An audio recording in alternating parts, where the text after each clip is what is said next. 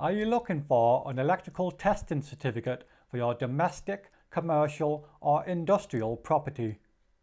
When done properly, an electrical installation condition report should consist of at least 6 or 7 pages. A properly done report will have no limitations on it whatsoever, and so everything will have been checked 100%, including visual and testing with a meter. If you would like to see what a proper report looks like, feel free to ask me and I'll send you a sample. The report will be carried out in an organised way so that you have minimal downtime or disruption.